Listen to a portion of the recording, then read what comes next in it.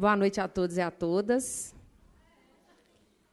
Eu sou Valéria Rezende, sou professora aqui da Faculdade de Educação, sou pesquisadora do CEALI e vou estar aqui hoje mediando a discussão do CEALI Debate. Bom, o CEALI Debate é uma ação de formação voltada para professores alfabetizadores, educadores e estudantes de cursos de graduação envolvidos com o ensino e aprendizagem da leitura e da escrita. O objetivo do CEALI Debate é possibilitar a socialização de experiências pedagógicas e resultados de pesquisas, estimulando processos de formação autônomos e permanentes. Nessa edição de maio, o CEALI Debate aborda o tema As Linguagens e a Matemática no ciclo de alfabetização. E, para falar sobre esse assunto, a nossa convidada, professora Eliane Chaide Gaziri. Bom, eu tenho uns recadinhos aqui, tá, Eliane? Daqui a pouco eu te chamo. Daqui a pouco eu te chamo. Bom, então, combinado, né, após a palestra, a gente abre para o debate, e aí vocês, né, poderão fazer as perguntas. A previsão para o término é às 21h30. Para emitir o certificado de participação, os interessados devem entrar em contato com o Centro de Extensão, SENEX, da Faculdade de Educação. O contato do SENEX e as instruções sobre a emissão de certificado estão no folheto que foi entregue para vocês na entrada, junto com o jornal Letra A, então vocês têm aí essas informações. E é importante que vocês assinem a lista de presença, tá, gente? Senão, não é possível obter o certificado aí de participação. Bom, esse evento está sendo transmitido online, com link para acesso em nossa página do Facebook. O endereço é facebook.com/ceali-ufmg. E quem assiste à palestra pela internet também poderá participar do debate. Basta deixar sua pergunta para a palestrante em nossa página do Facebook. O evento também está sendo gravado para ser disponibilizado no site do CEALI nos próximos dias. Então, para ter acesso aí ao vídeo, né, do evento, o endereço é www.ceali.fai.ufmg.br. Bom, então, a palestra As Linguagens e a Matemática no Ciclo de Alfabetização vai abordar as diferentes linguagens envolvidas no processo de aquisição de conhecimentos matemáticos na infância. A palestrante discutirá como a oralidade, a manipulação de objetos e a linguagem corporal, quando bem estimuladas, favorece a construção dos conhecimentos matemáticos pela criança, tratando mais especificamente dos anos iniciais do ensino fundamental. Então, a professora, né, Eliane, falará ainda sobre como os jogos e as brincadeiras, quando apoiados em um contexto matemático, constituem uma via fundamental para aliar o aprendizado da matemática ao desenvolvimento das linguagens. Então, eu convido, né, para subir aqui à mesa a professora Eliane Gaziri, que vai proferir a palestra. Você quer ficar aqui, Eliane? Quer ficar lá? Vou te apresentar. Se você quiser, eu te ajudo aí também. Bom, eu vou apresentar agora a professora Eliane Gaziri. Ela é professora titular da Pontifícia Universidade Católica de Minas Gerais, né, a PUC Minas. Oi? Aposentada aqui, né, da UFMG. Ela atua como docente, né, na PUC, atualmente, né, nos cursos de graduação em Pedagogia e Matemática e no mestrado em Ensino de Matemática. A Eliane é nossa parceira aqui no CEALI, no projeto de formação de professores, que o CEALI desenvolve desde 2013, que é o Pacto Nacional pela Alfabetização na Idade Certa. E, no ano passado, em 2014, o CEALI assumiu esse desafio de trabalhar de uma forma interdisciplinar. Então, a Eliane ela coordena a área de matemática e, no ano passado, nós formamos uma equipe com formadores de português e matemática para começar, né, essa discussão desse trabalho interdisciplinar, que é um desafio que a gente está colocando aí para os formadores e para todos os professores também. Então, eu agradeço muito a presença da Eliane aqui, e eu tenho certeza que a gente vai ter uma ótima palestra, uma ótima noite aí. Então, eu passo a palavra para a Eliane. Obrigada, Eliane. Bom, boa noite a todos. Em primeiro lugar, pedir desculpas aí do atraso, mas a Catalão não anda.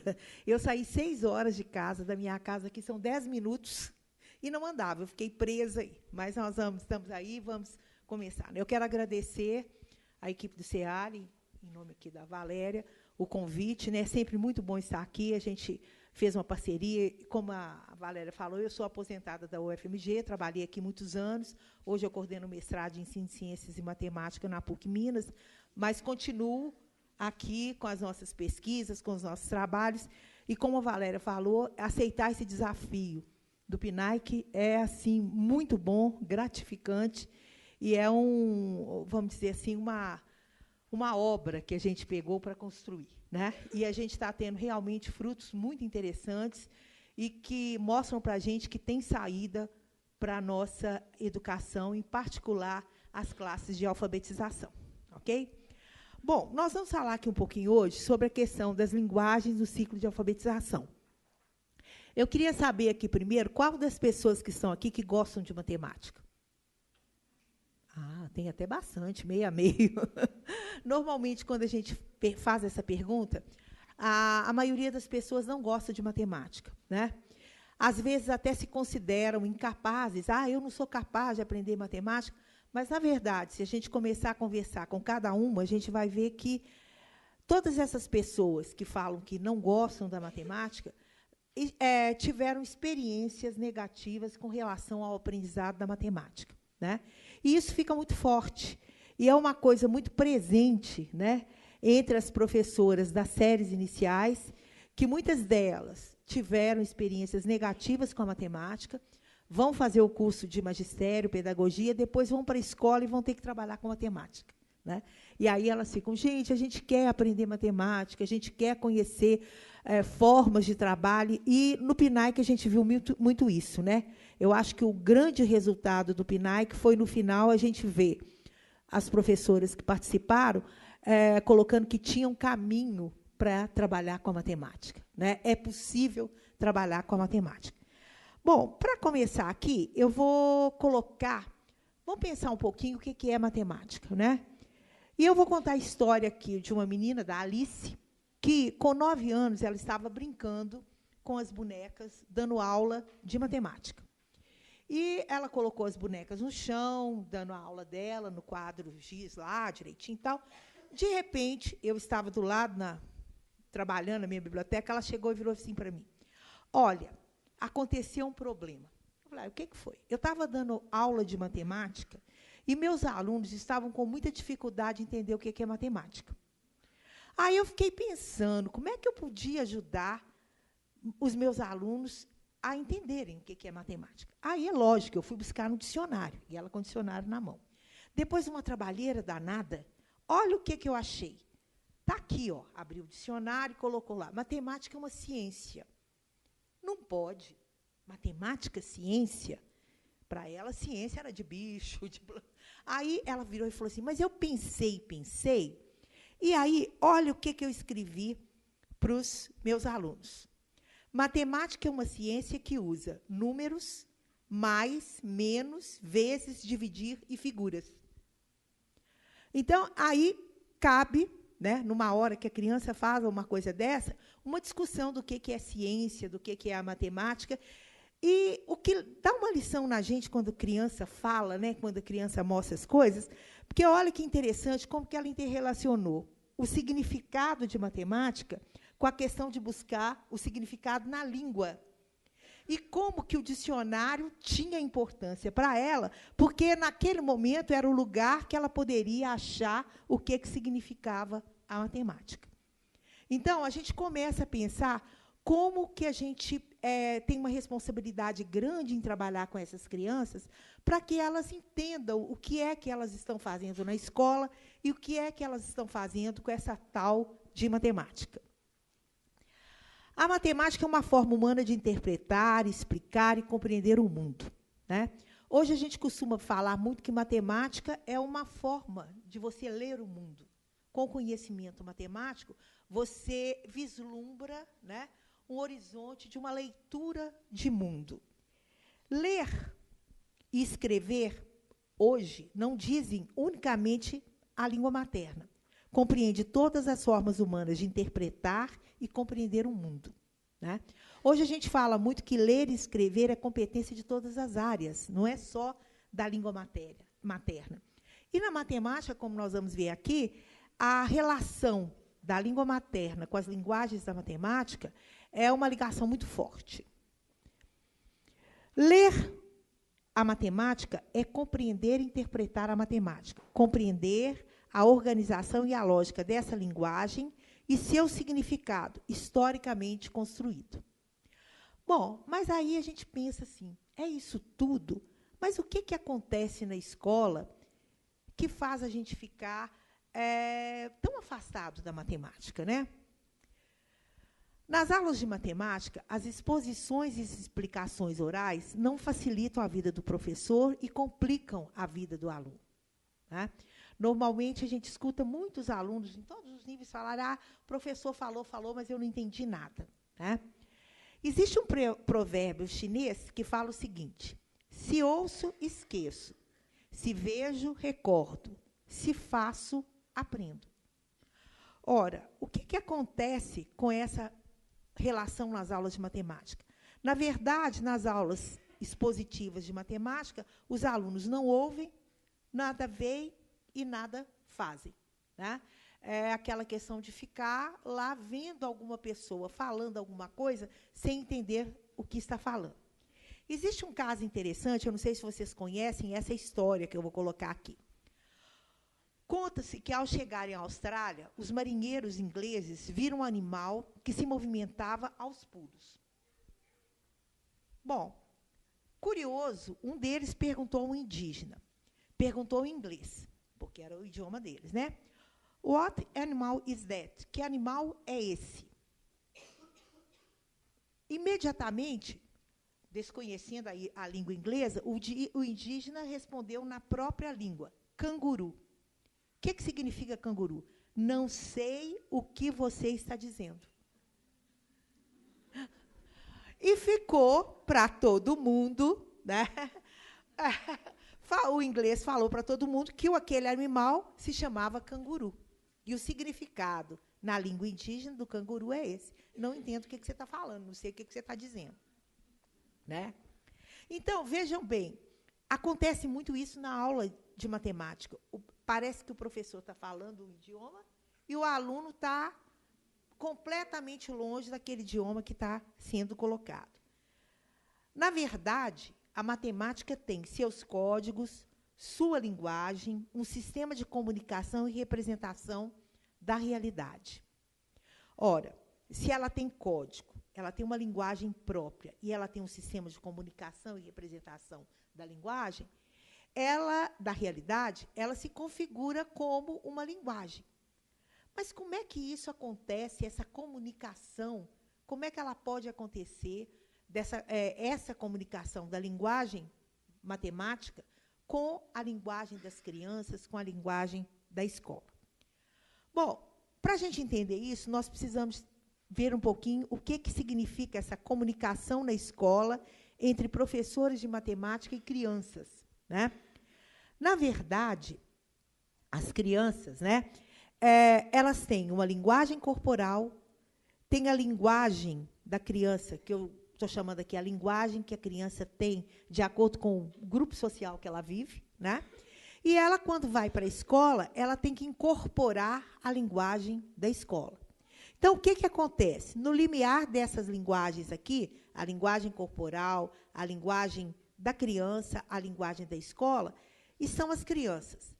E na aula de matemática vai aparecer uma nova linguagem, que é o que nós vamos chamar não de linguagem da matemática, mas linguagens da matemática. Observem bem uma coisa, a linguagem corporal é uma linguagem muito significativa para a criança. A criança, quando nasce, nos primeiros anos de vida dela, o que ela vai fazendo para ir se relacionando com o mundo? É usando o próprio corpo. Né? Ela vira no bercinho, ela começa a sentar, ela começa a ficar em pé, ela mexe. Se a gente colocar uma criança de 1 ano andando aqui, ela vai subir aqui, ali, vai colocar a mão ali, vai querer puxar as coisas. Por quê? É a forma de interrelacionar com o mundo. Essa linguagem corporal, né, esse uso do corpo, ele se transforma nessa linguagem corporal. E a linguagem corporal é uma linguagem muito importante. Por exemplo, quando a gente conversa com uma pessoa, você, olhando para a pessoa, você percebe e sabe, pelos indícios que ela está dando corporalmente, se ela está entendendo o que você está falando, se ela está gostando do que você está falando, se ela não está gostando. Né? E as crianças aprendem muito a se comportar de acordo com a leitura que elas vão fazendo dessa linguagem corporal que os próprios adultos têm. Né? E as experiências que elas têm iniciais são muito a nível corporal, e até por volta dos 10, 11 anos, todas as experiências delas, com o aprender, né, estão relacionadas com a questão corporal. São experiências com o corpo. Você está na escola, você solta as crianças para o pátio, elas correm, vão correndo, quase derrubando tudo. Né? E lá as brincadeiras são, na sua maioria, brincadeiras que elas usam o próprio corpo. Então, isso é muito forte. A linguagem da criança é uma coisa interessante porque ela vai diferir um pouco de acordo com o grupo social que a criança vive, no grupo que ela vive. Né? Então, eu já vi uma criança falando assim na escola: olha, na minha casa eu falo brusa, mas aqui na escola eu falo blusa, senão todo mundo vai rir de mim. Ela já tinha percebido que tinha uma linguagem na escola que era diferente da linguagem que ela estava habituada. Os meninos que vêm de grupos sociais que têm a mesma linguagem da escola, já dominam essa linguagem da escola. Então, na verdade, eles muitas vezes têm uma vantagem em termos de aprendizagem, porque eles já têm a linguagem corporal e já têm a linguagem da escola. Eles não têm que fazer essa incorporação, né, da linguagem escolar a partir da linguagem que eles têm. Mas, quando chega na aula de matemática, o negócio fica feio, porque aí começa uma outra linguagem, que, na verdade, nós vamos chamar de linguagens da matemática. Por que linguagens? Porque a matemática ela pode ser expressa por intermédio de várias linguagens, como essas aqui. A gente já fez uma pesquisa há muito tempo, desde que eu estava aqui na UFMG, com essas questões de linguagem, as linguagens que a matemática usa, e a gente vai ver que a linguagem usual, a linguagem técnica, a linguagem simbólica, a linguagem de conjuntos, a linguagem de tabelas, de nomogramas, de gráficos, de diagramas, de grafos, de organogramas, de fluxogramas, de esquemas, são todas linguagens que a matemática utiliza. Cada uma com sua sintaxe própria é uma convenção. Então, vejam que coisa, como que o aluno vai começar a entrar no mundo de uma série de linguagens diferentes. E, se a gente pensar bem, na aula mais simples de matemática que vocês já tiveram, vocês vão ver que a linguagem usual e a linguagem técnica e a linguagem simbólica, elas estão presentes inevitavelmente. Né? Por quê? E como que isso acontece? Gente, se eu estiver falando de novo, você fala, viu? Eu sou meio agitada. Bom, vamos supor que eu chegasse aqui e contasse essa história. João ganhou 20 balas de abacaxi e algumas balas de chocolate. Ao todo, ela ganhou 50 balas. Quantas balas de chocolate ela ganhou? Quando eu falo isso aqui, é como se eu estivesse contando uma história, não é? Eu estou usando a linguagem usual, a linguagem que nós usamos no cotidiano. Como nós falamos, tem uma sintaxe, né? Você vê aí que tem palavras, tem sinais como vírgula, ponto, ponto de interrogação, tem uma sintaxe. Isso que eu falei na linguagem usual, eu posso escrever de uma outra forma. Se eu falo o seguinte, Júlia tinha 20 balas de abacaxi. Então, eu escrevo lá, 20. Né? Mas ela ganhou mais algumas balas de chocolate, que eu não sei quantas são. Então, eu coloquei mais X. Ao todo, ela tem 50 balas. Então, eu coloco o sinal de igual e indico 50, que é o total das balas de abacaxi que ela ganhou e as de chocolate, que eu não sei quantas são. Bom, quando eu escrevo isso, 20 mais x igual a 50, eu estou escrevendo a mesma coisa que eu escrevi na linguagem usual, só que eu traduzi numa outra linguagem. Eu escrevi na linguagem simbólica da matemática. A matemática utiliza símbolos, né? E como linguagem, essa estrutura linguística que está aí, ela tem convenções. Então, aí você tem sinal de mais, sinal de igualdade, você tem letra, você tem números. Então, forma uma estrutura linguística. Essa linguagem simbólica que está aqui representando essa linguagem usual, ela tem um nome especial em matemática. Ela se chama equação de primeiro grau.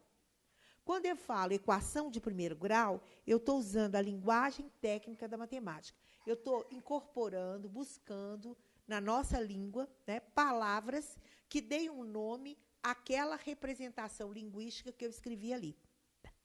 Aquela estrutura linguística que eu escrevi.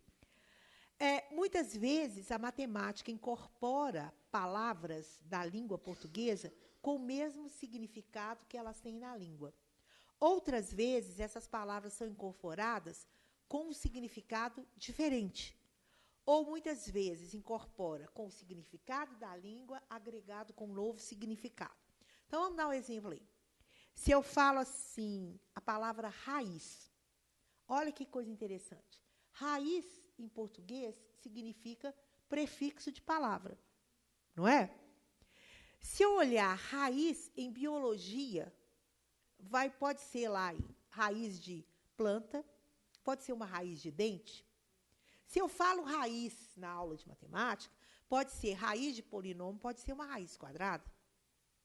Observe, então, que a mesma palavra ela vai ter sentidos diferentes, significados diferentes, de acordo com a linguagem que ela está expressando daquela ciência que está ali.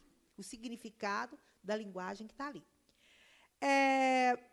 E, muitas vezes, você pega uma palavra que tem uma curiosidade interessante. Por exemplo, curva. Para vocês, o que é curva? Curva. Quando eu falo assim, curva, o que você pensa que é curva? Ah, uma coisa encurvada? Que não é reta? Ótimo. Isso. Uhum. Todo mundo, desde criança, intuitivamente foi construindo que o conceito de curva, que curva é uma coisa encurvada. Né? Tudo bem, curva é uma coisa encurvada. Só que em matemática, quando você vai avançando os seus conceitos de curva, você vai ver que, além de curva ser um traçado encurvado, a reta também é uma curva. Grande novidade, né? Por quê? Por causa da definição que a matemática atribui à curva. Em matemática, bem intuitivamente, um conceito que a gente chama intuitivo, que eu não estou demonstrando matematicamente, curva é qualquer traçado que eu faço sem tirar o lápis do papel. Então, por exemplo, se eu faço isso, é uma curva. Se eu faço isso, é uma curva. Tá? Se eu faço um X, vou lá, volto, faço, é um traçado de uma curva não traçável, que a gente fala, porque você repete pedaços, mas ela é uma curva. Então, em matemática, você vai ter curva traçável e curva retraçável. A reta entra nessa história. Você traça a reta sem repetir pedaços e ela é infinita. Vejam bem, os conceitos matemáticos, eles podem iniciar num nível e eles vão sendo aprofundados e vão chegando a características bem mais profundas do que a gente conhece no início da alfabetização matemática. Né? Se eu falo, por exemplo, quando a gente fala em conceito, é muito interessante. As crianças da educação infantil, das classes de alfabetização, elas identificam quadrado, retângulo. Tá? Inclusive, tem criança que fala assim, o retângulo é um quadrado espichado. Não é? Elas falam, espichou. Quando ela fala isso, intuitivamente ela está vendo que o retângulo tem alguma relação com o quadrado. Mas, para ela, retângulo é retângulo, quadrado é quadrado. Quando ela chegar lá no 9º ano, ela vai aprender que todo quadrado é retângulo, mas nem todo retângulo é quadrado. Você ampliou o conceito que estava ali. Por quê? Porque quadrado não tem os 4 lados com a mesma medida e não tem os 4 ângulos retos? Eles não são paralelos 2 a 2? Tá. O retângulo, ele tem par de lados paralelos, mas eles são com a mesma medida 2 a 2. E os ângulos são retos. Então, todo quadrado é retângulo, porque ele tem par de lados paralelos, ângulos retos, par de lados paralelos, 2 a 2 com a mesma medida. E o retângulo é com essa característica. Então, vocês veem que os conceitos matemáticos eles vão sendo ampliados.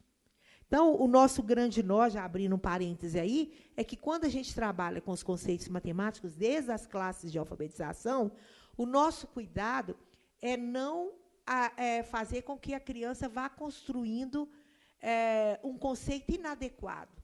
Ela vai sempre começando com os conceitos de uma forma intuitiva, mas essa forma intuitiva tem que ir encaminhando para uma elaboração cada vez mais ampla e mais complexa para chegar no conceito matemático mais puro, né? Quando a gente fala de linguagem, é muito interessante, porque nós estamos falando aí, por exemplo, falar que reta é curva causa estranheza para todo mundo, né? E, além disso, tem um outro probleminha também. Quando você fala alguma palavra, a criança pode não ter incorporado o significado daquela palavra. Isso é muito comum acontecer. Eu vi há pouco tempo uma professora explicando uma regra de jogo na sala de aula. Ela ia dar um jogo e ela foi explicar a regra do jogo. E, na regra do jogo, tinha a palavra obrigatório. Então, ela perguntou para o menininho assim, o que é obrigatório? O menininho levantou a mão e, mais que depressa, ele respondeu, obrigatório significa obrigado. A professora, ok, obrigatório é uma coisa obrigada? Tá. Aí, de repente, deu um estalo, ela pegou, volta a pergunta. Ela novamente questiona, mas o que é obrigado? Aí o menininho, mais do que depressa, fala, obrigado é o que a gente fala quando agradece as pessoas. Olha só, se ela não tivesse voltado a discutir com as crianças o significado, aquele aluno ia ficar completamente fora de todo o contexto do jogo. Por quê? Porque o significado que ele tinha da palavra obrigatório não tinha sentido naquele contexto da obrigatoriedade da regra do jogo. Tá? E isso acontece muito mais do que a gente imagina, né? É muito interessante porque as pessoas falam palavras, mas na hora que você pede o significado da palavra, muitas vezes a pessoa não sabe o significado da palavra. Eu, de vez em quando eu dou aula de metodologia, eu coloco assim, uma folha com uma série de palavras. Construtivismo, material concreto, uma série dessas palavras que estão presentes no discurso pedagógico. E peço para cada um escrever o significado. Em 10 minutos, todo mundo começa a rir. Fala assim, eu sei o que é, mas eu não sei falar, não. Quer dizer, na verdade, você começa a repetir uma série de palavras, né? Mas o real significado delas não acontece. E aí isso também vai acontecer numa situação muito séria. Usa-se muito dicionário na sala de aula. A Alice lá foi lá buscar matemática, né? Mas, muitas vezes, a gente vê, a criança pega o dicionário, mandam lá, o que é espetacular? Aí o menino vai lá e procura. Espetacular, maravilhoso. Escreve lá, maravilhoso. Aí recebe um certo. Mas ninguém discute com ele o que é espetacular e maravilhoso. Essas duas coisas significam o quê?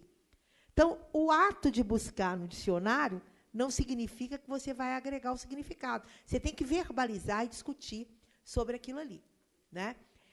E as palavras são muito interessantes. Outro dia eu peguei a Alice, vou falar da Alice porque é laboratório de casa, né? A Alice falando o seguinte, ela estava fazendo uma interpretação de texto e tinha a palavra sucessivo. E ela virou e falou assim, uai, mas tem sucessivo em português? Para mim, sucessivo era só em matemática. Quer dizer, na verdade, ela ainda não tinha incorporado o significado da palavra, porque a palavra é a mesma ali. Ela só pode ter um atributo diferente lá na hora da matemática, mas não é discutido com as crianças o significado das palavras. Isso aí é uma questão muito importante, né? A matemática e a língua materna representam elementos fundamentais e complementares que constituem condição de possibilidade do conhecimento em qualquer setor, mas que não podem ser plenamente compreendidas quando considerados de maneira isolada. Então, essa interrelação, ela é muito importante, né? E aí, a gente pode falar o seguinte, aprender e ensinar matemática nas classes de alfabetização. A criança, desde o nascimento, está imersa em um universo do qual os conhecimentos matemáticos são parte integrante dessa vida dela. Só que, quando ela chega na escola, esses conhecimentos prévios que ela traz da relação dela, a partir da linguagem corporal, a partir de manuseio, de manipulação das coisas, esses conceitos prévios que ela traz, eles não são levados em conta na aula de matemática. Nós vamos falar daqui a pouquinho da oralidade e a gente vai ver como é que é pouco presente essa questão na aula de matemática, né? A abordagem da matemática tem a finalidade de proporcionar oportunidades para o aluno, a fim de que possa se comunicar matematicamente, ou seja, descrever, representar e apresentar resultados, argumentando a respeito de suas conjecturas, utilizando para isso a linguagem oral e a representação por meio de desenhos e da linguagem matemática. Isso aí é uma citação do referencial curricular da educação infantil, né? Que já preconizava, justamente desde a educação infantil, a questão do trabalho da abordagem matemática com essa oportunidade do aluno se comunicar das várias formas possíveis. E isso se estende e não acaba na educação infantil. Isso tem que continuar nas classes de alfabetização, do 1º até o 3º ano, e no 4º e no 5º ano, a gente ainda trabalha muito dentro dessa perspectiva. Não é porque o aluno saiu desse rótulo, classes de alfabetização, que eu lá no 4º e 5º ano, o aluno vai se comunicar mais. Então, a gente tem que pensar um pouquinho nisso, né? O National Council of Teachers, que é uma associação americana que congrega professores de matemática, ela elencou, em 1991, normas para o currículo e a avaliação de matemática escolar, e fala o seguinte lá, representar, falar, ouvir, escrever e ler são competências de comunicação e devem ser encaradas como parte integral do currículo de matemática. Questões exploratórias que encorajam a criança a pensar e a explanar o seu pensamento oralmente ou por escrito, ajudando-na a compreender claramente as ideias que quer exprimir. Será que a gente faz isso na aula de matemática? Tá? Outro dia, a menininha pediu para a mãe para ir à escola. Isso aconteceu tem 2 semanas, porque ela tinha colocado o aparelho e ela estava falando um pouco embolado. Então, ela virou para a mãe dela e falou assim, mãe, vai lá na escola conversar com a professora de matemática, porque hoje eu vou ter aula de matemática. Ela está no 4º ano e tem aula separada. E eu estou preocupada, porque eu posso querer perguntar alguma coisa, ou eu vou falar alguma coisa se ela me perguntar, e vai sair tudo embolado, ninguém vai entender. Aí a mãe falou, mas você mesmo não quer falar? Não, eu quero que você vai. Aí a mãe foi. Chegou lá, conversou com a professora, falou, olha, ela colocou o aparelho, então ela está com dificuldade, a professora escutou, virou e falou assim, não, ela não precisa ficar preocupada, não. Se ela tiver com problema de falar, é só na aula de português. Isso em 2015, tá? Numa escola tida como escola de elite. E a professora, gente, eu sou a maior advogada de defesa da professora. Ela não tem culpa disso, porque é o que foi que fizeram com ela. Na aula de matemática, não precisa falar, gente. Que bobagem é essa? É só ficar repetindo. É só escrever.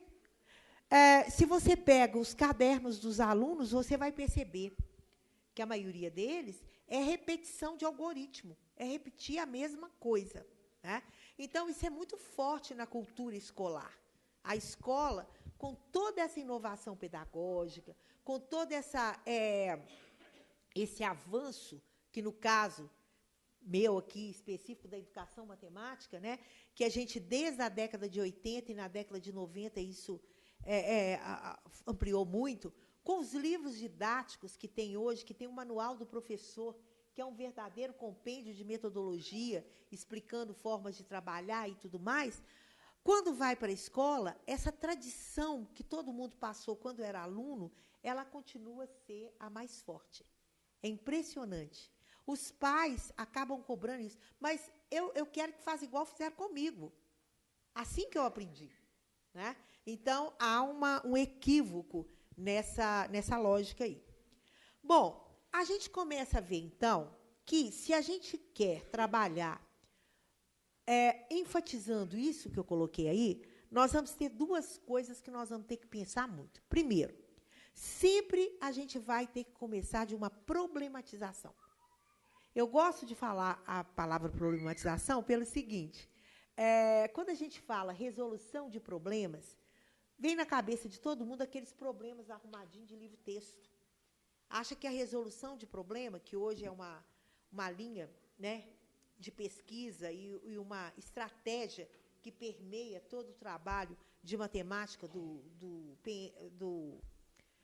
dos livros didáticos, dos PCNs, de todo esse discurso da educação matemática, quando a gente fala da resolução de problema, a gente está falando isso, é colocar situações que sejam problematizadoras, que levem a criança a ser desafiada e a ter vontade de fazer alguma coisa. Mas essa problematização, ela só vai surtir efeito se a gente estiver trabalhando com a questão da oralidade. Eu gosto de falar que oralidade é o falar sobre. Tá? Vamos pensar uma situação aqui. O professor chega na aula de matemática hoje e manda os meninos resolverem em casa 10 problemas. Os meninos levam os probleminhas para casa, chegam no outro dia, trazem os problemas. Aí, no outro dia, um dos meninos chega e fala assim, gente, eu resolvi 9 problemas, mas o problema 7 eu não consegui resolver. Quem conseguiu resolver? Aí um menino fala, eu resolvi. Aí ele fala, então vem cá, me explica, como é que você resolveu? Ele fala assim, explicar eu não sei não, só sei fazer. Então, ele não sabe.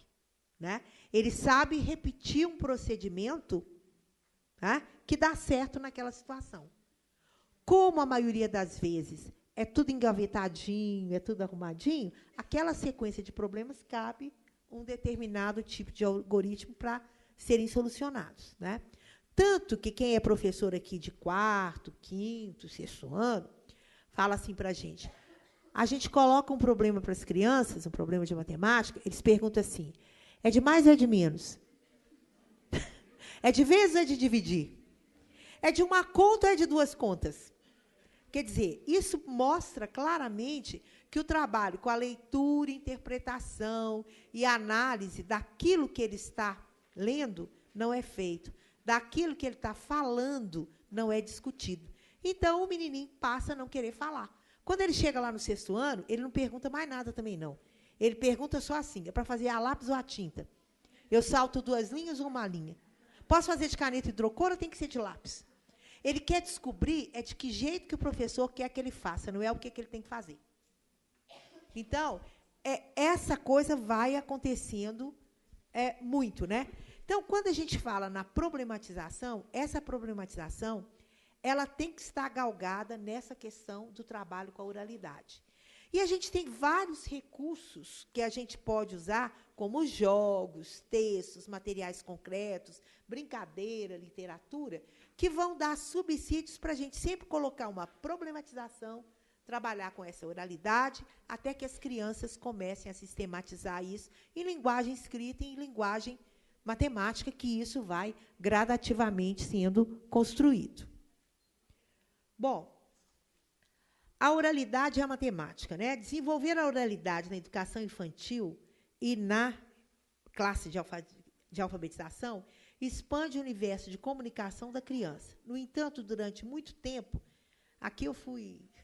Durante muito tempo, não, porque continua, né? O ensino da matemática esteve centrado na escrita, e excluindo quase que completamente a fala e a oralidade. Né? A gente viu isso no PNAE, que foi uma coisa muito bacana. No final, tem gente aqui, Luciana está aí, tem mais gente aí que estava, a Daniela está aí, tem mais gente aí que trabalhou no PNAE, como formadora, como supervisora, né? Tem mais gente aí. Todo mundo percebeu que as atividades que foram trabalhadas, as problematizações que foram colocadas na capacitação, começaram, desencadeou, vamos dizer assim, né, uma atitude diferente nos professores. Todo mundo saiu daqui pensando, olha, a gente tem que trabalhar de uma forma diferente.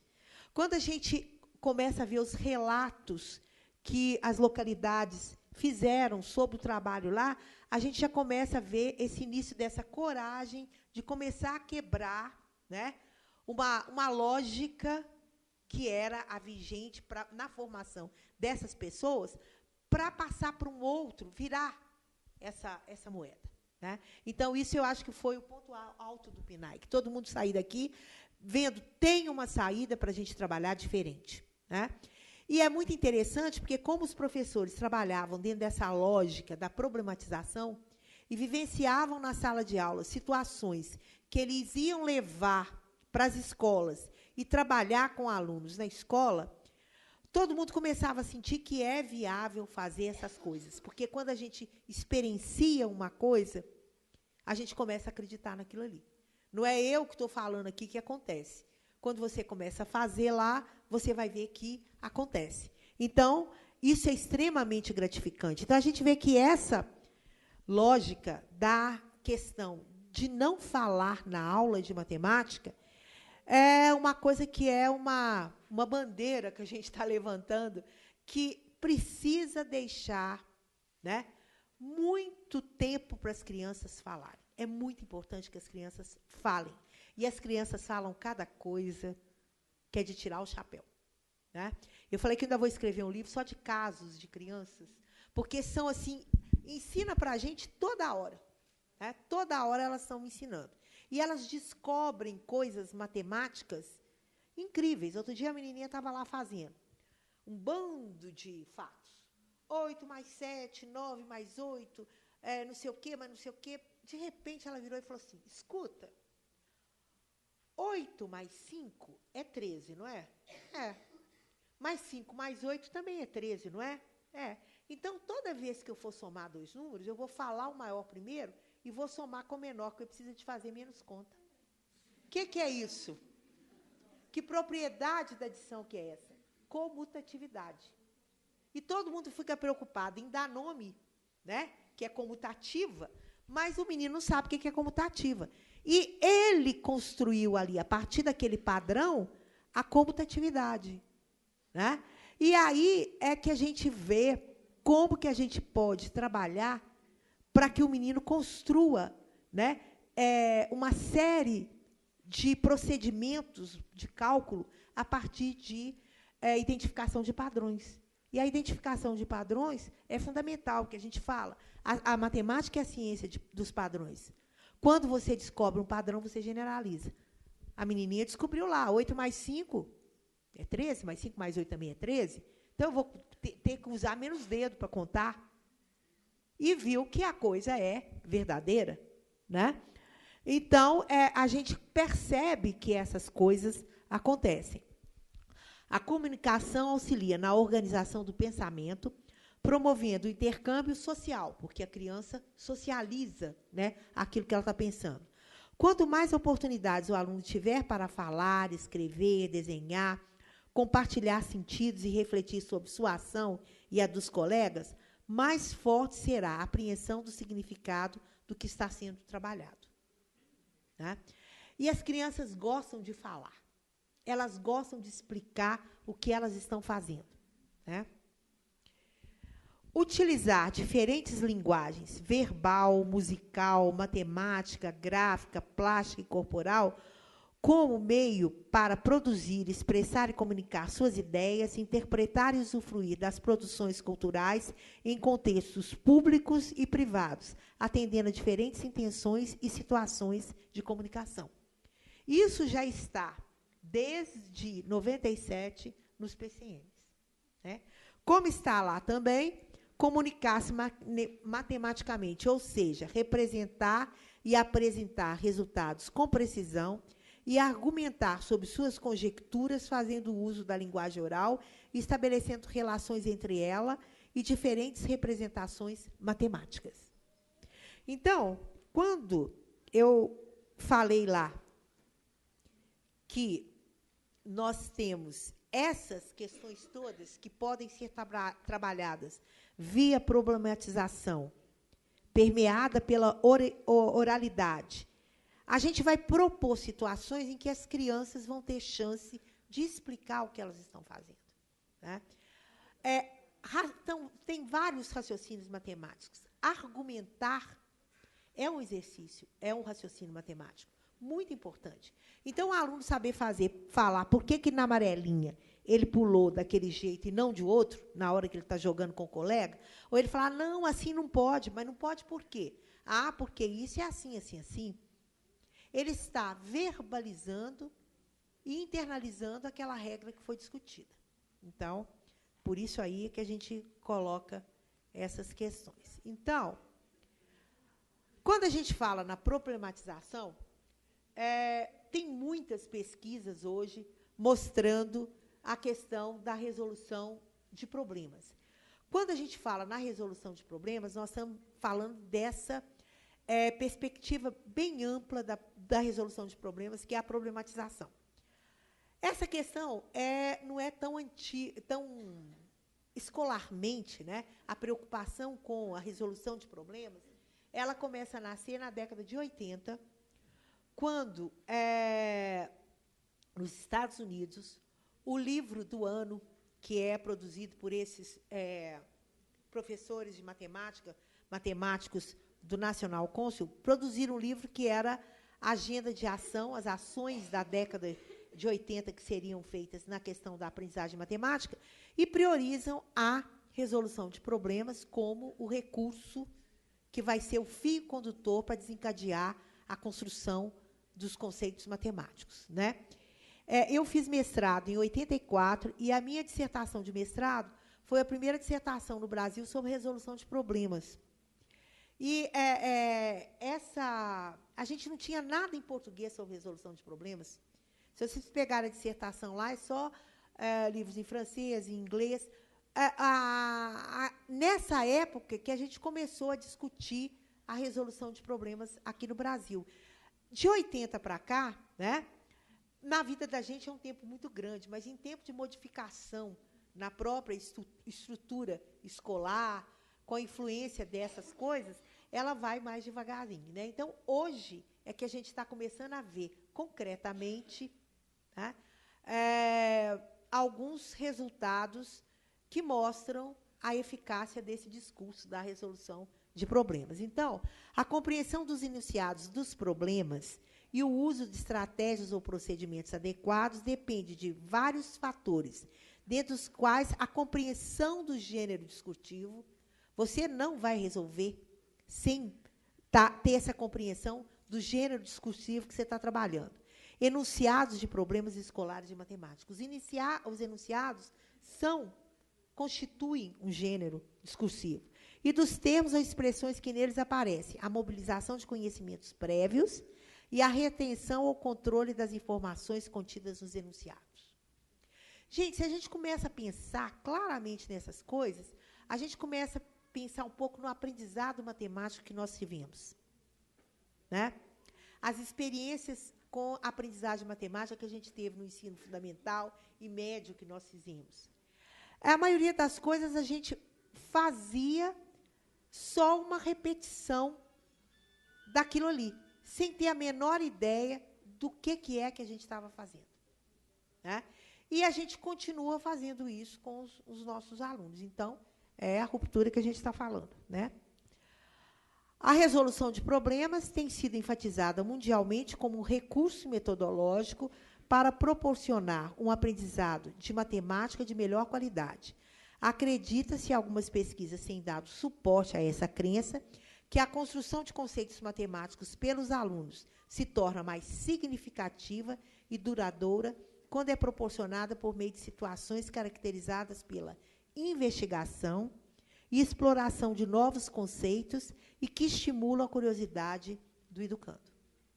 Então, a resolução de problemas, isso aqui que eu coloquei, eu busquei resultados de pesquisas de 2011 e 2012, que estão mostrando justamente isso que eu estou colocando para você. Hoje, as pesquisas já estão cada vez mais constatando a eficácia desse recurso metodológico da resolução de problemas. Bom, mas como que eu posso trabalhar isso? Olha, o brincar. Eu posso trabalhar com brincadeiras a partir de problematização. As brincadeiras dão chance para a gente de problematizar, né? Então, brincando, jogando, contando, ouvindo histórias, o aluno estabelece conexões entre seu cotidiano e a matemática, e entre a matemática e as demais áreas do conhecimento. Então, se eu dou chance para o aluno vivenciar situações em que ele vai fazer ações, né, naquela brincadeira, e que essas ações vão dar informações para ele, que ele tem a possibilidade de matematizar, ele vai estar construindo matemática. Por exemplo, vamos supor que os meninos estão brincando no pátio, a gente traça uma semi-reta graduada lá, começando lá 0, 1, 2, com uma distância constante, né? Chegando até 15. Aí eu pego o menininho lá e pego um dado. E nós vamos dar pulos. Conta uma história, a história do Saci, que o Saci morava num sítio, era muito criativo, ele gostava de fazer jogos, criar jogos, e ele criou um jogo de pular. A gente mobiliza toda aquela curiosidade das crianças até propor para elas se elas querem conhecer o jogo do Saci. É lógico que elas querem, né? Então, a gente vai colocar para elas a regra do jogo. Nós vamos dar pulos nessa reta, tá? Como que a gente vai dar os pulos? Nós vamos sortear. Pode ser dado, pode ser ficha. Cada sorteio significa quantos pulos eu vou dar. Então, o menininho vem cá e sorteia 3. Ele dá 1, 2, 3. Ele deu 3 pulos. Depois ele sorteia de novo. Deu 4. Ele vai sortear mais 1, 2, 3, 4. Então, o que ele fez? Ele deu 3 pulos, depois ele deu mais 4. Ao todo, quantos pulos ele deu? O que eu estou fazendo aqui? O jogo é de dar pulos e descobrir quantos pulos. Ele está fazendo uma ação de pular. Mas essa ação tem uma regra. E essa regra é que vai fazer com que ele tenha uma informação. Ele dá um pulo de 3, depois ele deu um pulo de 4. Onde que ele chegou? Eu cheguei no 7. O que você fez? Eu fiz 3, depois mais 4, eu cheguei no 7. Aquela informação que ele está tendo ali, ele vai transformando numa ação matemática de adicionar. É lógico que, no primeiro momento, no primeiro jogo, numa primeira jogada, ele já vai fazer 3 mais 4, 7. Mas, à medida que ele vai fazendo essa construção, ele vai percebendo essa lógica. Até que, num determinado momento, você vai apresentar para ele a representação simbólica. Se eu dei 3 pulos, depois eu dei mais 4 pulos, eu cheguei no 7, em matemática eu posso escrever isso como 3 mais 4 igual a 7. Matematizou aquela ação. Então, o brincar como jogo, como qualquer outro recurso que eu vou usar, ele tem que ter um endereço certo. Eu vou sair daqui para chegar lá. Então, sempre eu estou trabalhando de forma a construir um conceito matemático. Bom, lá no referencial, volto no referencial, porque eu mostro que começa lá e vai continuando nas classes de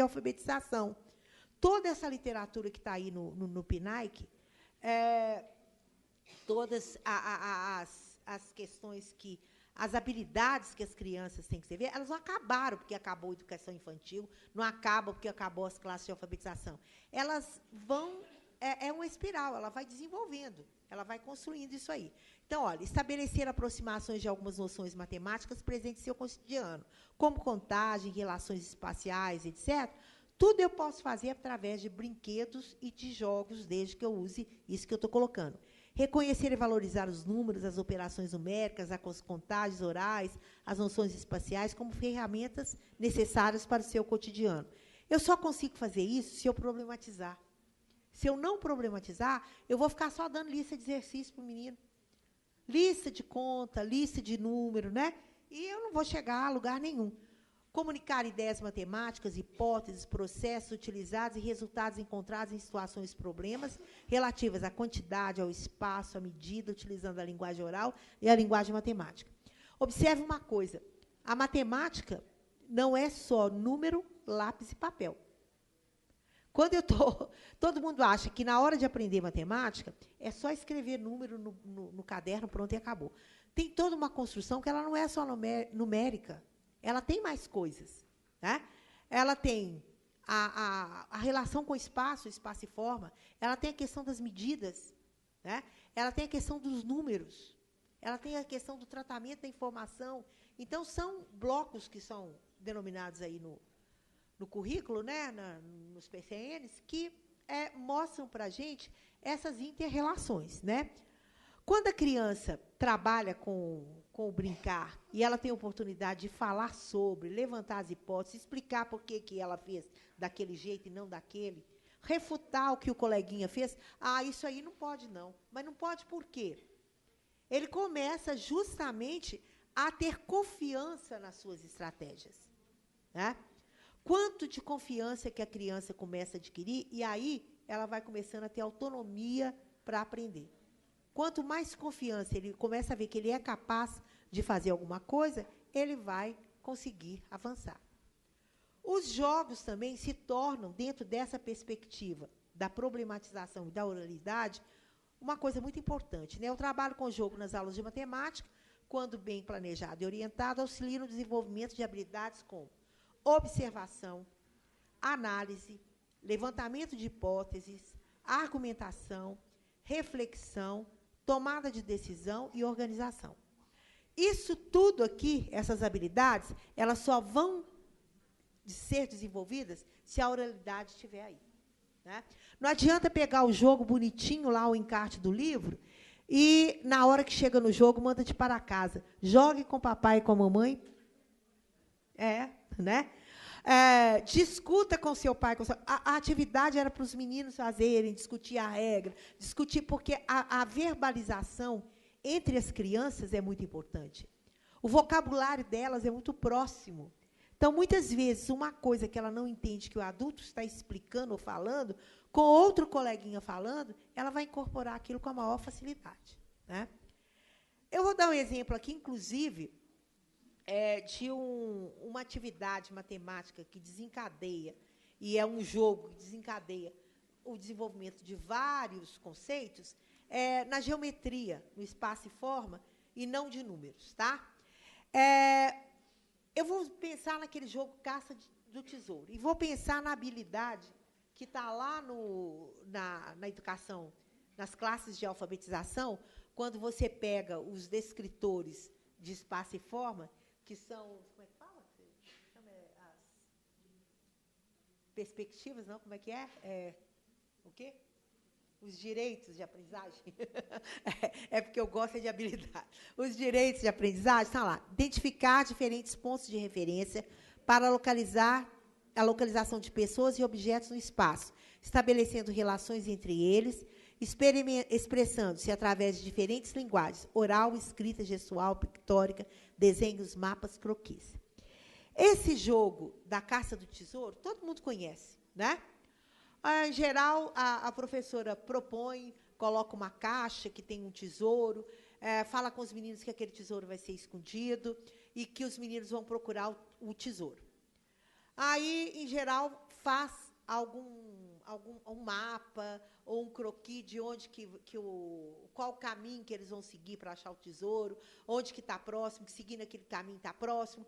Depois propõe situações para os meninos construírem mapas para os outros descobrirem onde está o tesouro. Então, fazem uma relação entre a procura, entre a busca, com a questão de construir mapas, com a questão de organização do espaço, da exploração do espaço, e eles vão desenvolver uma série de linguagens matemáticas.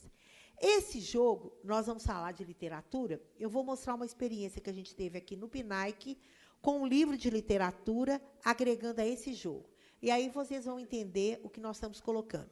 No primeiro momento, o jogo foi trabalhado como um jogo de caça ao tesouro, que todo mundo conhece a regra. Na literatura, a gente pode trabalhar com isso também. Eu vou passar aqui, vou trocar, porque nós fizemos o quê? A literatura também propicia elementos que podem ajudar a construir conceitos matemáticos. Então, o grupo da literatura, junto com o grupo de matemática, o grupo de português, fez um trabalho muito interessante, que foi pegar todos os livros sugeridos no PNAEC e levantar quais os conceitos matemáticos podiam ser abordados naquele livro, com aquele livro. Quer dizer, aí foram construídos trabalhos interdisciplinares muito interessantes, em que você, a partir dos aspectos matemáticos que eram abordados no livro, não é que lá no livro tinha o conceito matemático desenvolvido, ele dá chance de que, com aquilo que a história conta, né, você possa explorar alguns conceitos. Por isso que tem que analisar o livro, ver o livro, elencar esses conceitos, discutir e pesquisar como que esses conceitos matemáticos se desenvolvem, para ver como que a gente vai agregar isso à literatura. Então, a gente fez um trabalho interessante a partir de uma sequência didática. Então, por que a sequência didática? Porque a sequência didática favorece a organização do trabalho pedagógico. Então, isso tudo que a gente está falando aqui, se você organiza, como é que eu vou trabalhar? Como é que eu vou, passo a passo, fazer? Isso favorece a construção de um trabalho organizado, que é, como eu gosto de falar, sai de um lugar para chegar num outro. Nós sempre que tem um endereço. No caminho, para você chegar lá, pode acontecer um bando de coisas, e é interessantíssimo que aconteça, mas você tem que chegar no lugar. Porque senão fica o brincar pelo brincar, o jogar pelo jogar, e aí nós vamos perder o foco, né? Então, a organização do trabalho por projeto, interdisciplinaridade, pela sequência, então, a sequência didática favorece esse tipo de coisa. A sequência didática consiste em um procedimento de ensino em que um conteúdo específico é focalizado em passos e etapas encadeadas, tornando mais eficiente o processo de aprendizagem. Ao mesmo tempo, a sequência didática permite o estudo nas várias áreas do conhecimento do ensino, de forma interdisciplinar. No trabalho que a gente fez no PNAEC, foi trabalhado esse livro, que é Os Super Amigos, que é uma história muito interessante, que é a história do caracol, né, que morava lá na floresta, né, junto com uma série de outros bichos, e a história desencadeia lá na dificuldade do caracol para andar, para chegar no lugar, aquela coisa toda. Então, foi feito um trabalho desenvolvendo toda a questão do livro, da literatura, do que tinha lá no livro. A partir do que acontece, que é o caracol querer fazer a festa de aniversário, a gente coloca um problema gerador. Qual que é o problema gerador que vai se configurar em aspectos matemáticos? Desculpa. É justamente olhar esse convite. Meus amigos, você está convidado para a festa do meu aniversário. Vai ter bolo, muita diversão. Local, floresta. Data, dia do meu aniversário. Caracol. Bom, a gente começa a questionar esse bilhete com os meninos. Será que alguém, lá na floresta, consegue chegar ao aniversário do caracol, à festa do caracol, com esse bilhete? Aí eles começam a ver que não.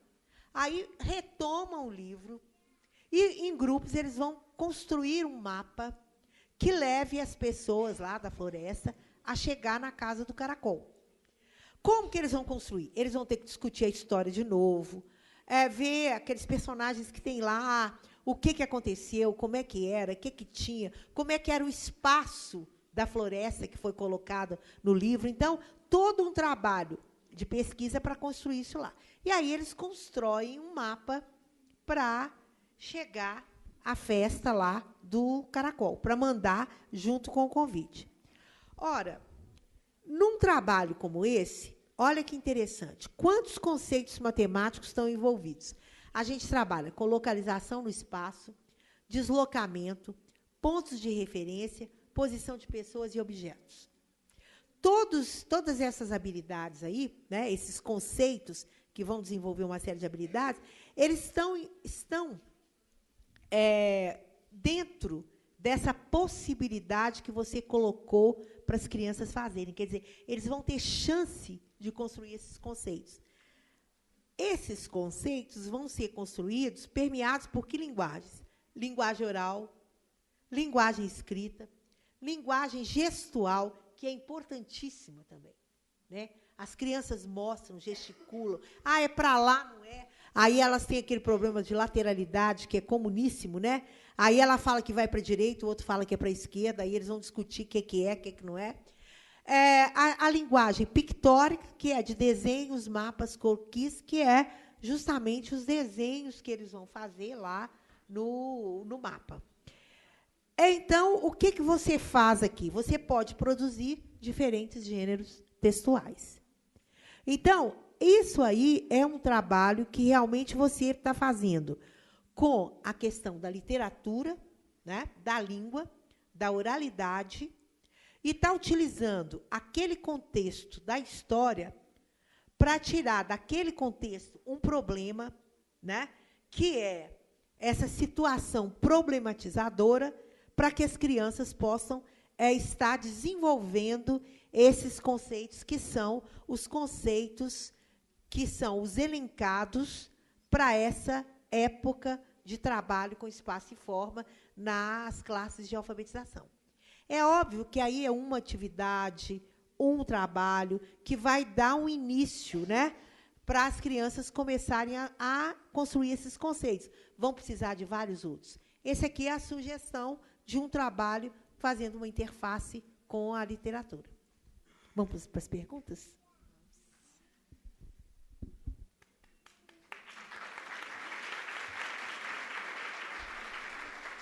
Bom, gente, agradeço muito a Eliane, a palestra bem instigante, interessante. E eu fiquei pensando aqui que eu não sei nada de matemática, que eu não sabia o conceito de curva, e provavelmente eu devo ter estudado na escola, mas é essa questão de não oralizar, de só repetir. E outros pontos também que você levantou, né, com relação a essa dificuldade também das crianças compreenderem os enunciados. A gente tem vivenciado isso, como você disse, esse ano, e eu coordeno um programa de iniciação à docência aqui na FAI, que é o PIBID, e, na semana passada, a gente estava na escola e a professora falou justamente isso, que os alunos não conseguem interpretar os enunciados. Tinha até anotado aqui, e você foi falando de tudo que a professora estava levantando também. E é essa mesma questão, né? Os alunos perguntam, é de mais ou de menos? Isso, na semana passada, né, se repete essas questões. Claro que você já foi levantando, né, dando várias respostas para a gente refletir e pensar nessa questão da formação, né, dos professores. É a questão de entender o enunciado como um gênero discursivo. Então, a professora ela precisa entender isso e refletir sobre essa elaboração e a questão da oralização, está discutindo isso com os alunos. Achei super interessante também a questão de registrar o jogo, né, a partir de uma linguagem matemática. Né? A questão de problematizar. E, é claro, uma coisa que a gente discutiu muito, né, no ano passado, que é a questão de usar a literatura, né, para trabalhar alguns conceitos matemáticos. não é tudo, né? Não é forçar, né? Eu acho que não tem uma receita, não é forçar, não é forçação de barra, mas é a gente já ter esse olhar, né, de pensando quais materiais, quais obras, né, complementares ou literárias, porque as escolas também recebem do MEC, né, essas obras complementares que têm textos, né, que fazem uma relação bem direta, né, com a matemática e com outras áreas também, como ciências, né, e estudos sociais. Então, acho assim que você foi levantando algumas questões. E eu fiquei pensando com relação a essa questão, quando o aluno fala se é de mais e se é de menos, e a preocupação da professora era justamente estar corrigindo e colocando assim, adição e subtração.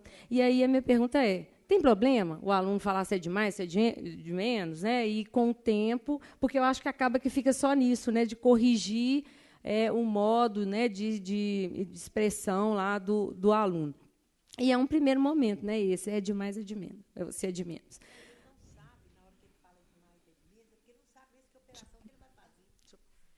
É como você está falando, na mesma hora, quando ele fala é de mais ou é de menos, ele não sabe. Ele sabe até fazer uma conta de mais, uma conta de menos. Mas ele, ao ler o problema, ele não consegue fazer, representar aquele problema na linguagem matemática do algoritmo ali. Tem um algoritmo que faz com que ele resolva aquilo ali. O algoritmo é separado do problema. Né? Vamos abrir, então, aqui para as perguntas. O processo, né? O processo. E aí é interessante isso que vocês estão falando, ele tem a resposta, mas ele não tem o processo. E ninguém discute com ele assim, como que você chegou nisso? Porque ele tem um processo próprio. Eu não esqueço uma vez que eu estava numa escola, que eles pediram para eu olhar um menino que não sabia fazer conta de... Não fazia conta nenhuma. Acho que eles queriam era a conta de multiplicar, dividir, nem me lembro. E, porque ele não sabe fazer, porque ele não faz, não sei o quê. Aí eu fui conversar com o menino. O menino tinha uns 10 anos e ele trabalhava na feira com o pai dele. Desde os 4 anos de idade, ele ia para a feira com o pai. E o pai vendia tomate. Então, ele fazia contas de cabeça. Né? Ele conseguia fazer de cabeça. Então, quando ele chegou na escola, e eles começaram a fazer, obrigá-lo a fazer, ninguém perguntou como é que ele fazia, não. Mas ele virava e falava assim, mas isso aí é bobagem. Não vai. Então, ele virou para mim e falou assim, olha, você sabe por que eu não faço isso aí? Eu falei, por quê? É o seguinte, do meu jeito, é muito mais fácil. E anda muito mais rápido. As madames lá na feira não vão esperar eu ficar fazendo isso aí, não. Elas vão embora, vão comprar na outra banca. Né?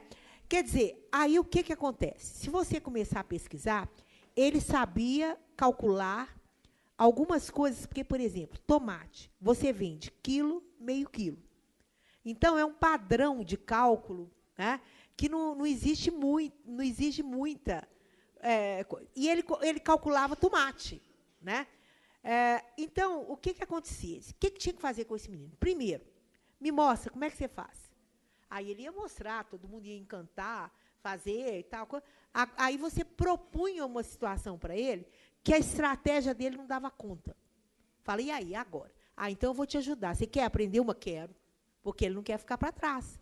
Mas se eu não aproveitar o que ele traz, ele não vai, ele vai ter uma resistência incrível. Né?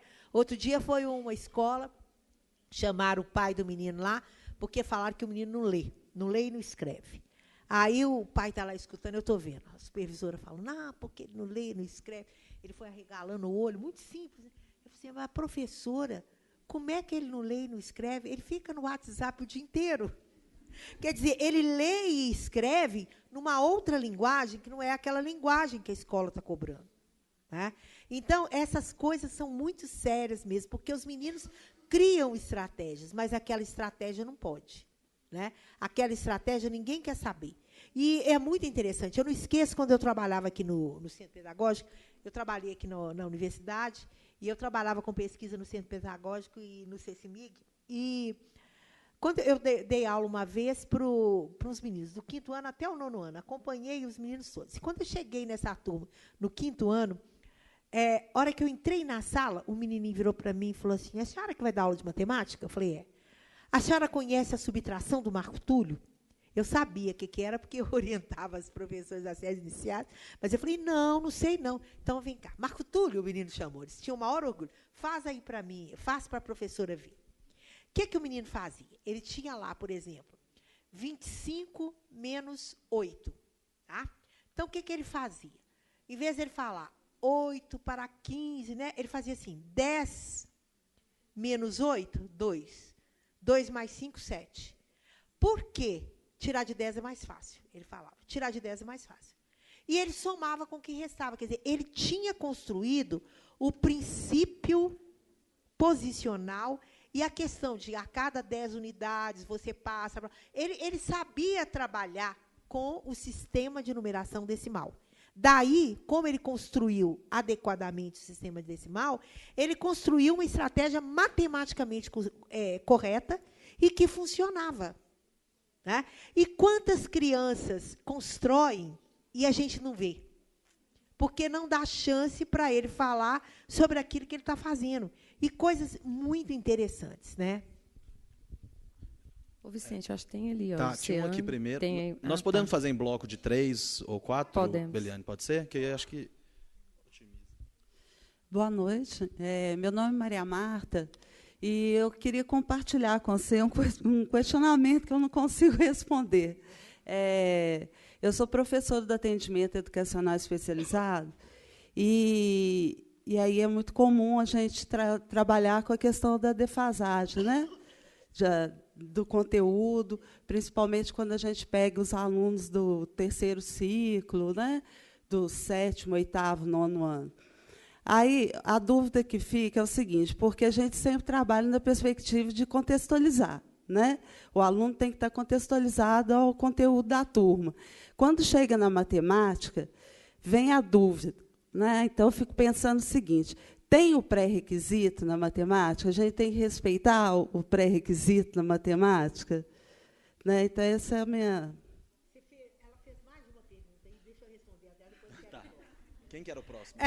Primeira coisa, toda vez que você vai trabalhar com um aluno que já viu aquilo, o aluno acha que já sabe. Então, não adianta trabalhar da mesma forma que foi trabalhado anteriormente. Então, os meninos, quando repetem ano, começa a trabalhar com aquilo, mesmo o menino pensa na cabecinha dele lá, eu já sei isso, eu já vi. E, na verdade, ele não sabe. Então, a primeira coisa é trabalhar de um modo diferente do que foi trabalhado anteriormente. Segundo, a questão de contextualizar, a gente precisa ter muito cuidado do que é contextualizar. Uma vez eu estava fazendo uma palestra no interior e uma professora virou para mim e falou assim, professora, eu sou professora de matemática lá da escola tal. Esse aqui é meu companheiro, ele é professor de história. Como a gente tem que trabalhar com essa tal de contextualização, olha que bacana o problema que a gente colocou na prova de matemática. Tiradentes foi ao supermercado comprar a corda com a qual se enforcou. Comprou tantos metros de corda a tantos reais. Quanto gastou?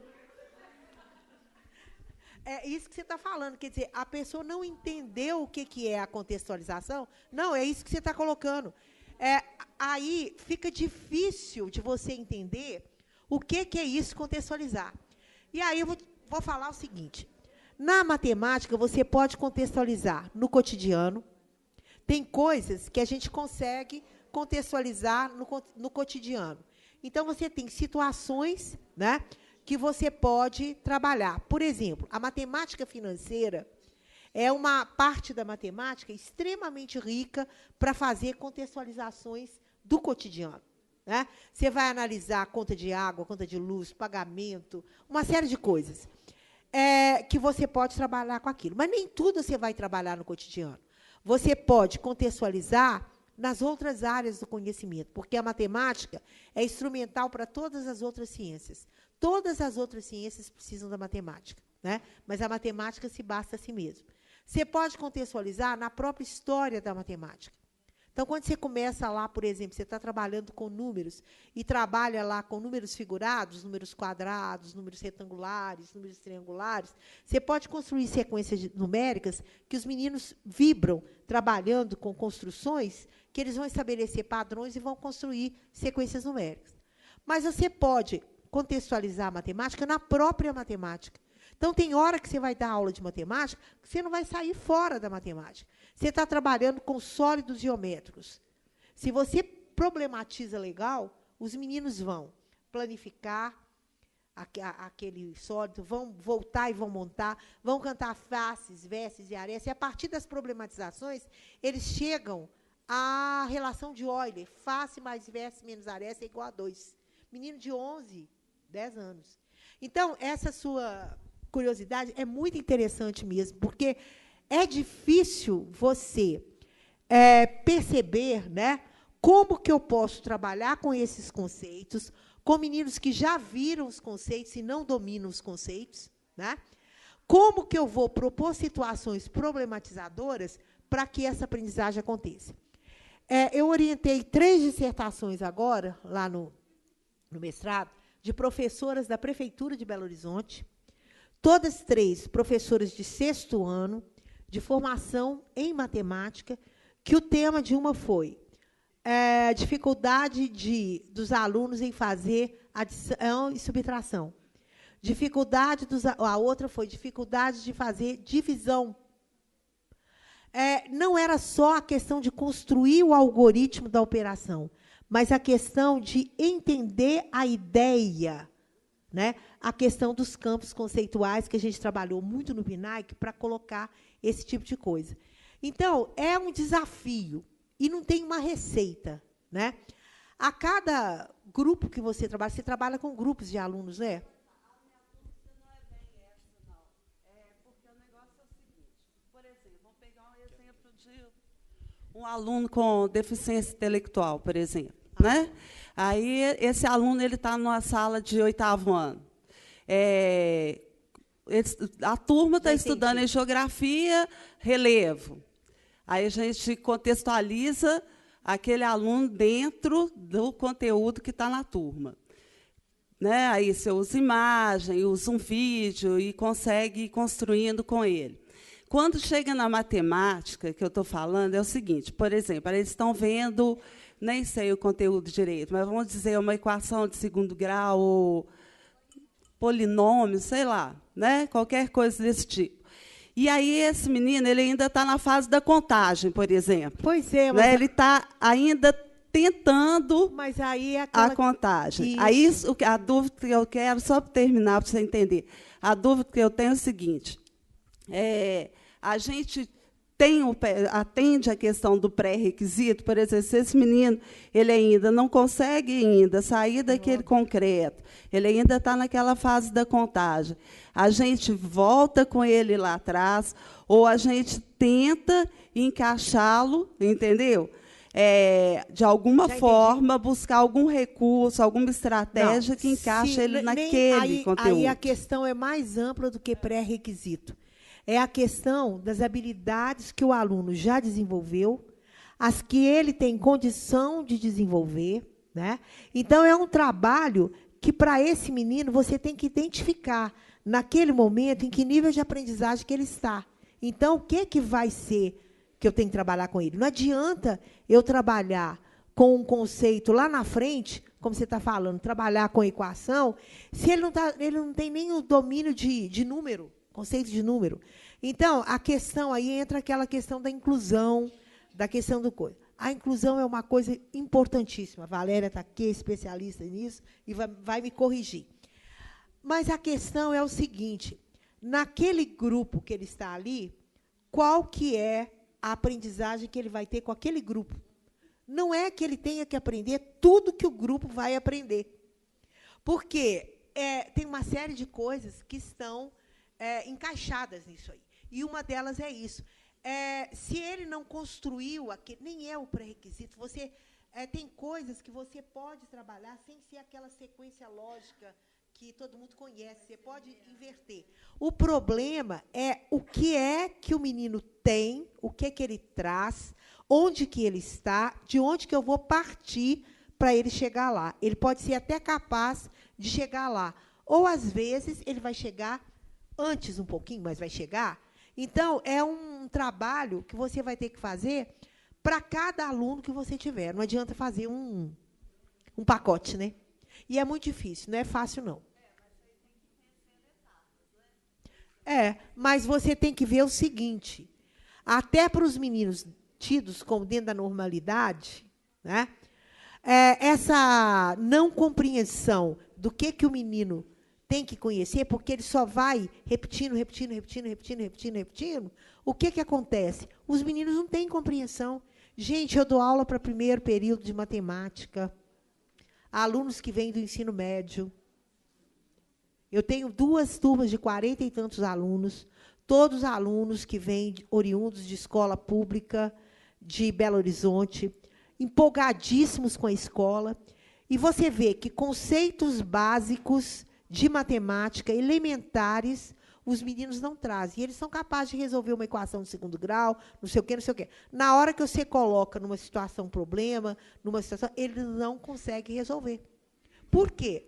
Porque o que foi feito com ele? Ele só foi repetindo. E eu já fiz uma pesquisa que é o seguinte, todo ano repete muito o que foi feito no ano anterior, repete no outro, e o menino sai sem saber. Justamente porque fica batendo na tecla de repetir um procedimento algoritmo sem tratar do que é necessário para compreender aquela situação. Você está coberta de razão, tá? Tem que identificar essas questões. E aí você vê o que é que você pode fazer, né? Eu já orientei 2 dissertações de professores que trabalharam com alunos cegos. Agora eu estou orientando uma menina de São João Evangelista. Esse aluno foi aluno dela no curso de ensino médio e é aluno do curso de matemática. E a gente está fazendo sobre o Soroban. Eu fui lá para conhecer o menino, para conhecer o coisa. Ele estava apresentando a utilização do Soroban fazendo operações. Ele cego.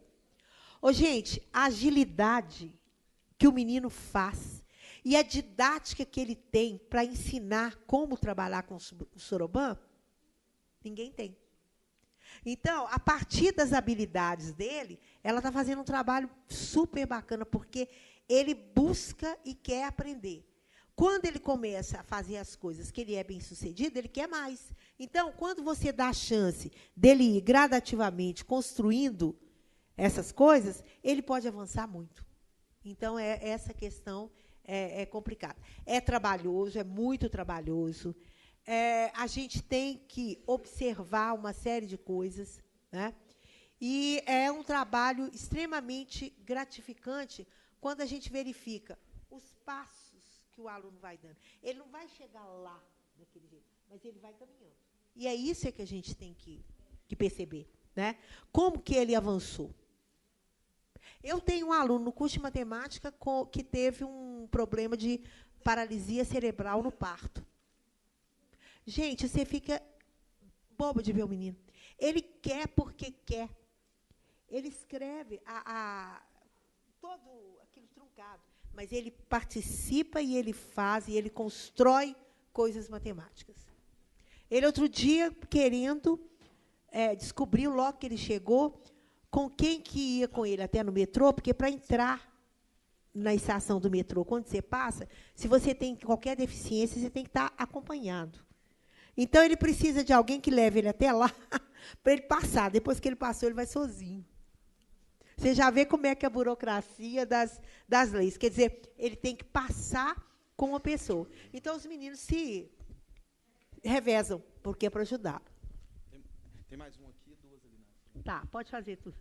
Boa noite, eu sou a Cátia da Faculdade Estácio de Sá. Só quero saber uma coisa. Então, a matemática passa toda pelo português, pela interpretação de texto. O menino vai chegar na edição, na subtração, e se ele não estiver se consolidado, ele vai esbarrar e vai cair de novo. Você não separa uma coisa da outra.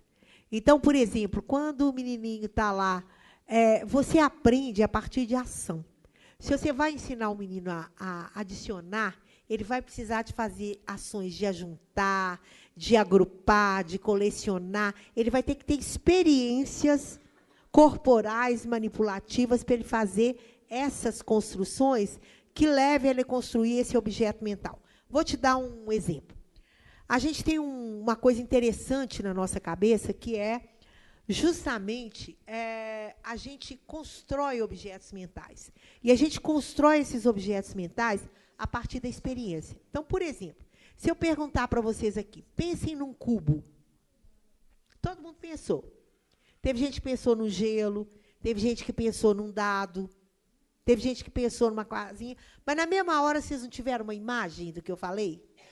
Porque vocês já manipularam, já mexeram com isso. Se eu falar assim, pensem no icosaedro. Vou ajudar. Icosaedro é um poliedro. Piorou. Então, poli significa vários, edro significa faces. Então, é uma figura de várias faces. Dá para sacar que é um sólido, mas mais nada. Vamos melhorar aí. Icosaedro. Edro, eu já falei que são faces. Icosa são 20. Então, é um sólido geométrico que tem 20 faces. Ajudou? Vou melhorar ainda. O icosaedro é um poliedro regular, que tem 20 faces, e todas as faces são triângulos equiláteros, que tem os 3 lados com a mesma medida. O máximo que vocês vão enxergar são 20 triângulozinhos lá, mas como eles estão colados, ninguém vai enxergar. Por quê? Porque você não manipulou, não manuseou, não construiu, você não construiu o objeto mental. Então, quando fala lá para os meninos do 2º ano do ensino médio, truncadura de um sólido, não sei o quê, pobre do menino, ele nunca mexeu com isso, ainda tem que enxergar o desenho no livro, que está num plano, numa perspectiva para ele enxergar o espacial, né? E chegar com... Ele não construiu o objeto mental. E essa construção desse objeto mental, ela vai acontecer se ele tiver experiências, se ele trabalhar com várias situações, porque a gente aprende não é pela repetição, é pela multiplicidade de experiências, dentro daquele contexto que a gente está querendo fazer, e ele vai ter que o tempo inteiro estar mediando isso tudo com a verbalização. Senão, ele não vai construir esse objeto mental. Quanta gente no ensino superior, você mostra um cubo desenhado, fala que figura é essa? Quadrado. Só enxerga a face. Tá? Porque não tem essa experiência. Eliane, boa noite. Eu sou Irene. E a nossa dúvida, e minha principalmente, Eliane, não é bem em relação à matemática, mas, ao mesmo tempo, também. É o seguinte, o referencial curricular nacional, que tanto ajudou a gente, você ainda fez várias referências aí, traz, né, a matemática dentro de conhecimentos de mundo, naquele diagrama lá, né, que tinha os eixos, os âmbitos. E agora a gente tem as diretrizes, que vem, a matemática vem como linguagens. E eu queria ver o que você poderia me explicar sobre essa relação desses 2 documentos. Para mim, chega quase que ser uma síntese com nomenclatura um pouco diferente. Uhum. É isso? Seria isso mesmo? Seria. Quer fazer mais uma pergunta? Vai responder? O que é que você está? Não, deixa eu responder ela, então. Aqui, você tem razão. Esses documentos todos, eles convergem para uma mesma coisa. Na verdade, eu costumo falar que, muitas vezes, o discurso pedagógico, ele veste de roupa nova uma coisa que era antiga, né? Então, na verdade, esses documentos, desde o referencial curricular da educação infantil, o PCN, o PNLD, se você pega as diretrizes do PNLD para os livros didáticos, você vê que eles todos convergem para essa questão da educação matemática, no caso da educação matemática, dentro dessas coisas que eu estou colocando aqui. Se você pegar as resenhas do PNLD, pegar aquele guia do PNLD e ler lá, no site tem, a questão da introdução do documento, onde fala da matemática no mundo atual, você vai ver que são todas essas coisas que nós estamos colocando. Se você pega os manuais dos professores, dos livros didáticos que vão para as escolas, todos eles são compêndios de metodologia de matemática. E todos eles convergem para esse tipo de discurso. Na verdade, se você fizer uma síntese, você vai ampliando a possibilidade dentro daquele discurso inicial. Então, por exemplo, hoje a gente tem essa ampliação muito no trabalho com os campos conceituais, né? Que os parâmetros já falavam, né? Mas que só agora, nos materiais didáticos, você está vendo possibilidade de trabalhar com eles. E as coisas convergem para esse tipo de... Tá? Dá? Vamos fazer em bloco, por causa do tempo? Quantas pessoas? Boa noite, meu nome é Rosa Maria. A minha pergunta estou pensando uma parte da sua fala, que foi toda muito ampla, muito boa, mas só a questão do uso da literatura infantil, do livro de literatura infantil, para essa leitura matemática. Se ela não tira o prazer, a fruição, o encantamento, a fantasia da história, quando você matematiza o enredo do livro de literatura. Vou passar para mais um aqui, gente. Acho que tem que ser a última, porque a gente está no tempo também de fechar o auditório. Se tiver mais alguém, só caberia mais uma depois dela. Obrigada pela oportunidade. Meu nome é Rose Silva. Eu trabalhei há algum tempo, 7 anos, no PIP, e agora, com uma nova experiência, eu gostaria de perguntar se dentro do prisma dessa pesquisa, desse trabalho, se existe alguma coisa voltada para o aluno surdo. Porque a criança surda, o aluno surdo, a gente tem visto pela experiência que ele gosta mais da matemática pela visibilidade que a matemática proporciona. Então, desta maneira, eu gostaria de saber o que existe hoje em termos de pesquisa, de trabalho, e até mesmo de material didático voltado para a matemática, para beneficiar, né, para ajudar o aluno surdo nessa compreensão desses conceitos. Obrigada.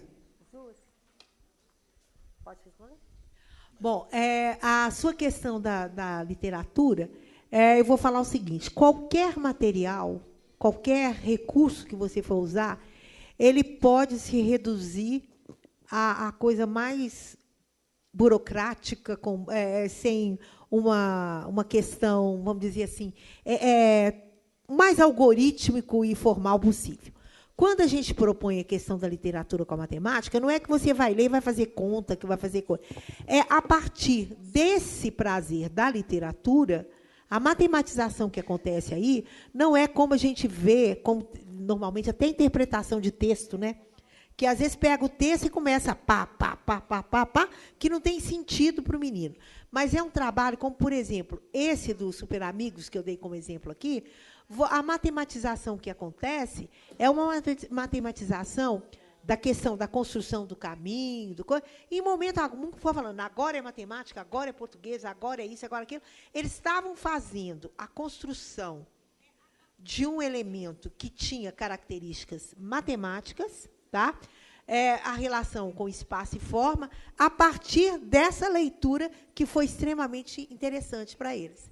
Então, a abordagem que a gente dá que é o X da questão. Com mais um problema.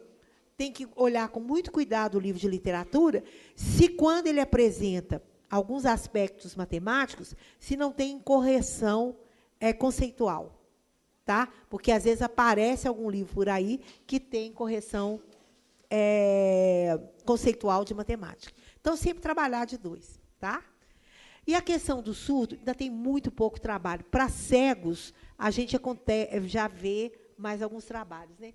Para surdo, menos. Mas a gente já vê alguns resultados de trabalhos mostrando justamente que o trabalho com a manipulação, para o cego, a manipulação, o dedo, o tato, é como se fosse um outro olho. E a gente percebe isso para o vidente também. Quando você está manipulando o material a partir de uma ação, de uma relação, aquilo ali te faz ter experiências que vão levá-lo a matematizar. O surdo, quando ele está fazendo essa manipulação, ele está fazendo uma ação que não precisa, naquele momento, da fala. É óbvio que o que fala vai verbalizar. Ele vai ter uma outra etapa, né? E aí eu não sou especialista, ainda não fiz trabalhos desse tipo, que vai mostrar para a gente como que ele vai conseguir matematizar sem o verbalizar, com a experiência colocada dessa forma. Porque a verbalização dele, ele usa uma linguagem que é a linguagem da Libras. Tá? Então, a verbalização dele vai acontecer quando ele faz essa usa a linguagem Libras.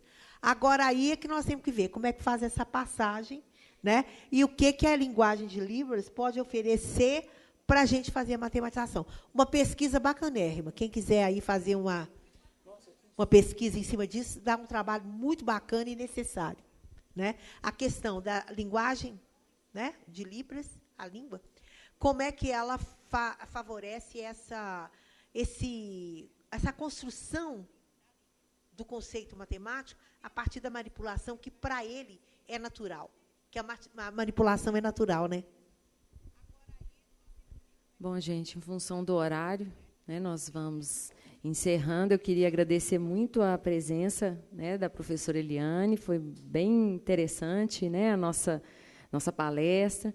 Quero agradecer a presença de todos. Eu estou vendo ali a Araci, professora aqui da FAI, que trouxe os alunos, né, do curso de pedagogia. Agradecer, deixa eu ver quem mais, a Daniela, que é formadora aqui do PAC, trouxe também a turma. Muito obrigada pela presença. E a gente também queria a colaboração de vocês para organizar a programação do CEALI, né, do segundo semestre. E vocês podem enviar para a gente por e-mail sugestões, não é, de temas para a gente debater, e o e-mail é cealidebate@gmail.com. Então, a gente fica aguardando aí, né, as sugestões de vocês. E agradeço mais uma vez a presença de todos e de todas. Boa noite, então, gente. Até a próxima.